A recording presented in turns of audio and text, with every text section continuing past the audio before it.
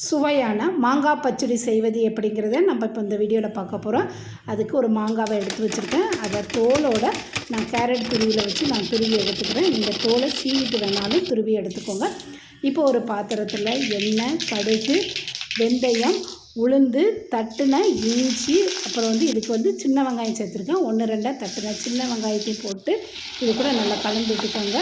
இதுக்கு சின்ன வெங்காயம் போட்டால் தான் நல்லா டேஸ்ட்டாக இருக்கும். 1 ஸ்பூன் காஷ்மீரி மிளகாய் பொடி, 1 ஸ்பூன் வத்தப்பொடி, காயப்பொடி எல்லாத்தையும் போட்டு நல்லா கலந்து விட்டதுக்கப்புறமா நம்ம துருவி வச்சுருக்கிற மாங்காவையும் இது கூட போட்டு நல்லா கலந்து விட்டுக்கோங்க. கொஞ்சம் வெந்ததுக்கப்புறமா தேவையான அளவு உப்பு, 2 கீறின பச்சை மிளகாய் போட்டு ஒரு 5 நிமிஷம் லோ ஃப்ளேமில் வச்சு எடுத்துக்கோங்க. இப்போ மேலே நம்ம ஊற்றின எண்ணெய் எல்லாமே நல்லா பிரிஞ்சு வந்திருக்கும். இப்போ இதை சூடான சாதத்தோடு போட்டு நல்லா பிசைஞ்சு ஒரு அப்பளத்தையும் வச்சு நீங்கள் சாப்பிட்டீங்கன்னா டேஸ்ட்டு சும்மா அட்டகாசமாக இருக்குங்க.